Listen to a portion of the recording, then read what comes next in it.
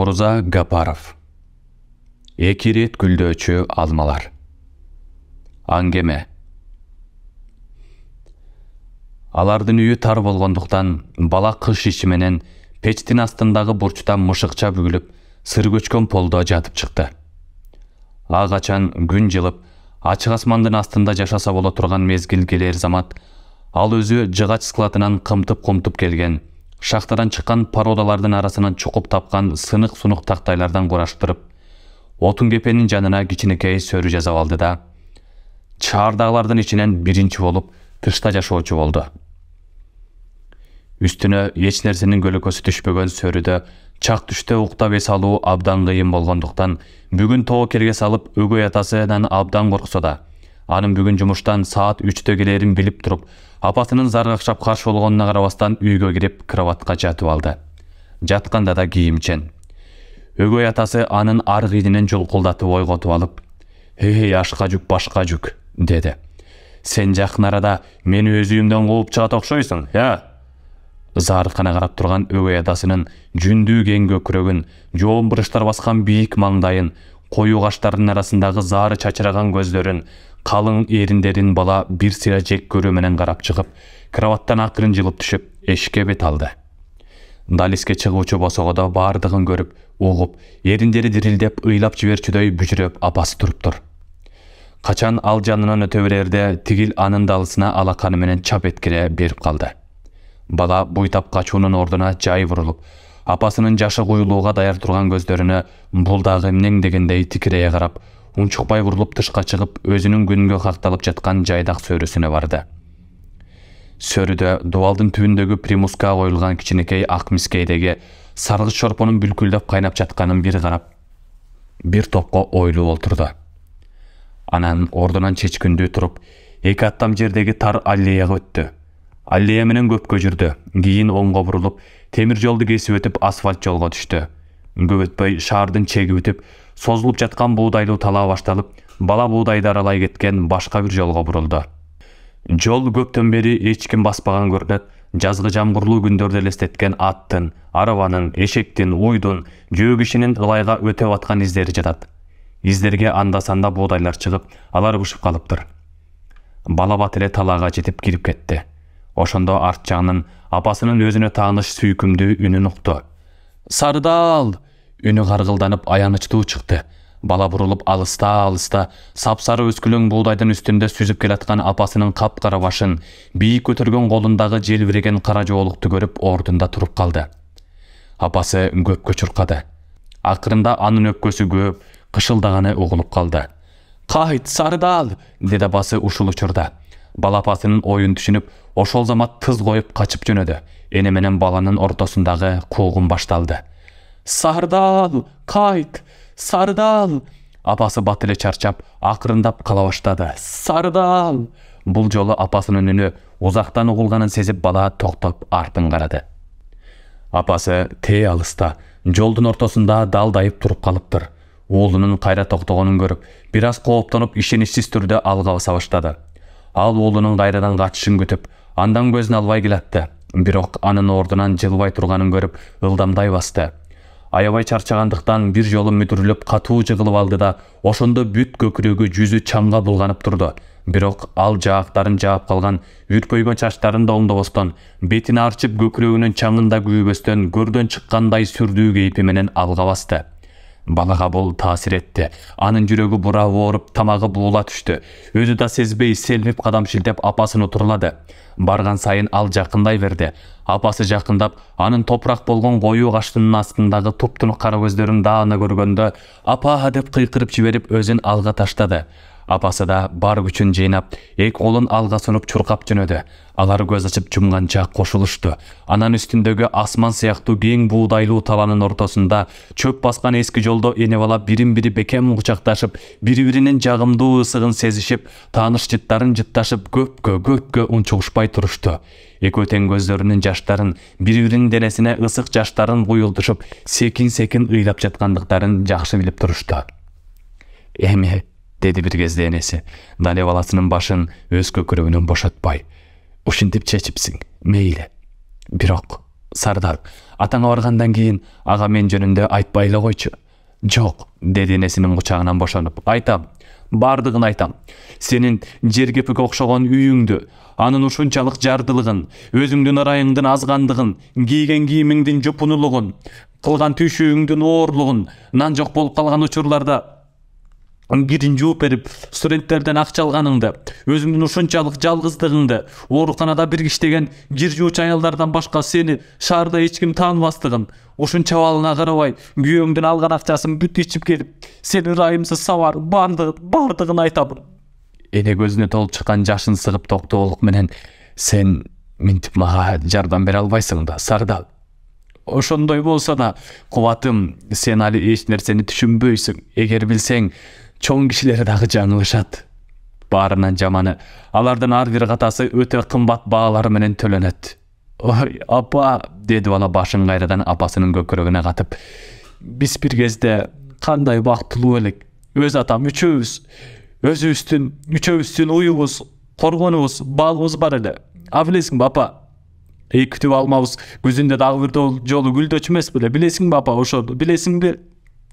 Ордуа, деди апасы болор болбос жылмайып. Бирок дайыма алардын өмөлөрү бушууга үлгүрбөй калуучу. Бат эле суук күз келип, анын артынан кыш түшүп, анын көзүнө жаш толуп чыгып, анысын балага байкатпас үчүн башын түп-түз көтөрүп алыска карады. Көздөрүндөгү мөлтүрөгөн сууларга күндүн нурлары, аппак булуттар, бозомук тарткан асман чагылыша түштү. А эсиңдеби апа?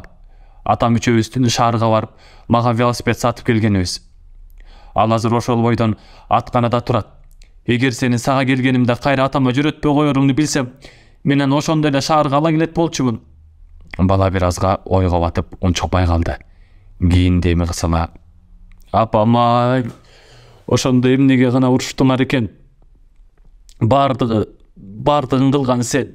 Болбосо кийин деле жарашып алсаңар болмок да. Атам бечара канчалык кечирим сурабады сенден. Күйгө чыкканыңдан кийин деле келип жүрбөдү. Ал турмак быйыл эле жакында эле келбеди. А сен болсо жүрчү Сардар, деди апасы терең дем алып.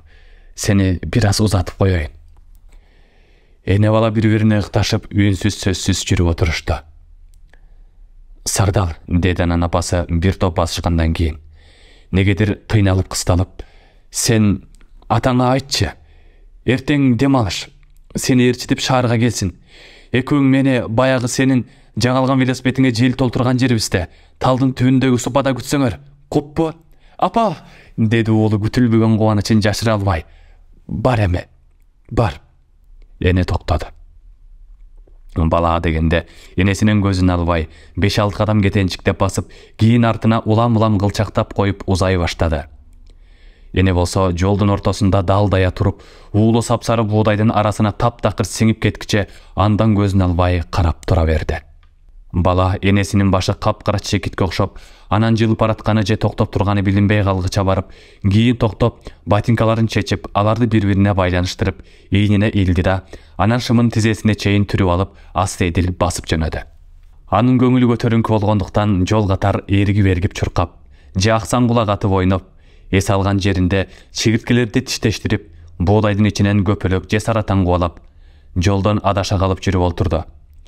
Күн отуруп бараткан кезде буудайлуу талаа бүтүп, ал өзүнө тааныш, бийик, кою камыштар өзгөн сазга чыга келди. Ал ушул жерден буудайдын ичиндеги жолда башка жакка кайрылып, бала камыштардын арасындагы жалгыз аяк жолго кирди. Камыштардын ичинде жаңыдан караңгылык түшө баштап, андагы жапай өрдөктөр жатар конок издешип, ары бери учуп жүрүшүптүр.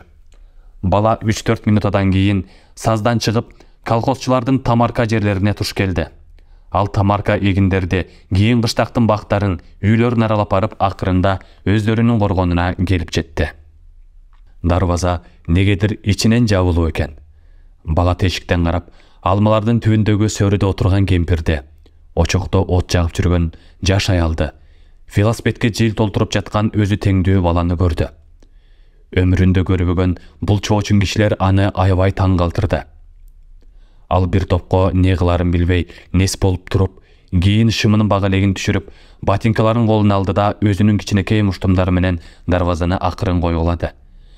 Ошол замат коргондун ичинен кепичтерин шырп-шырп үнү кылып, көп өтпөй дарбазанын оор чынжырлары шалдырай түшүп, анын маңдайына ыраң оройлуу жаш аял чыга келди.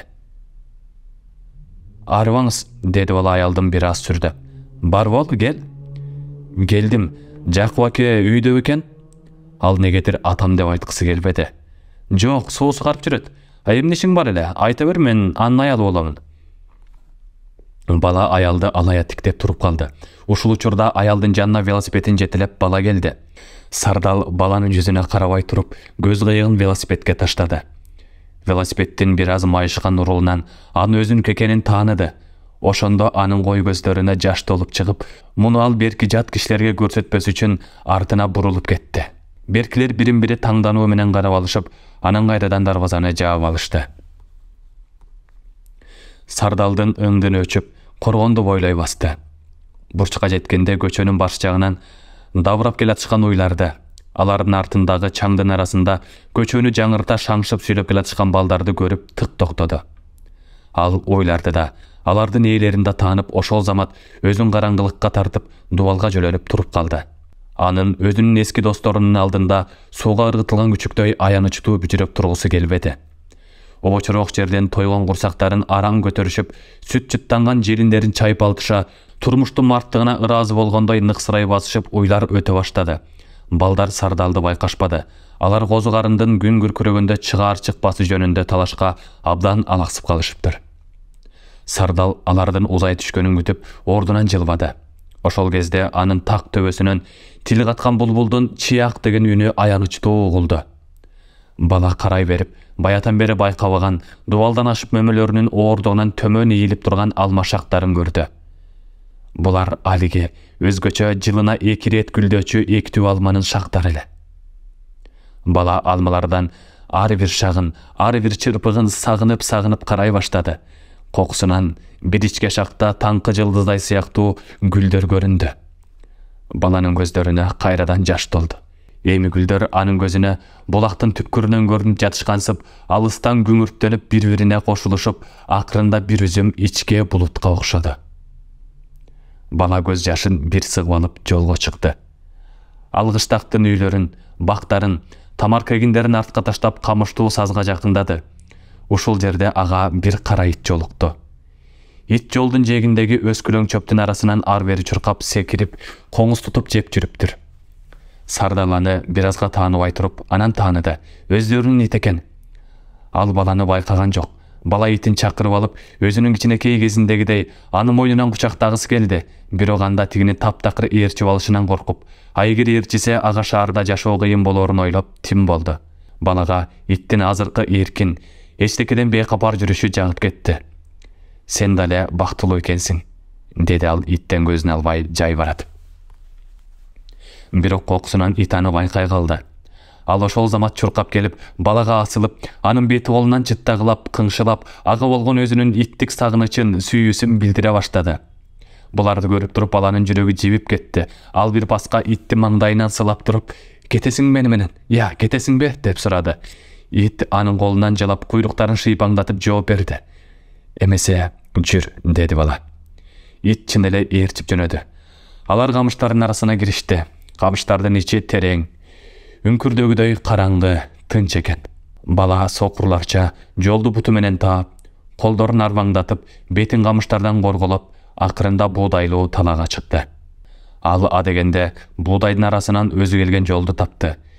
Кийин шашпастан шымынын бак электерин кайра түрүп, ботинкаларын ийинине илди.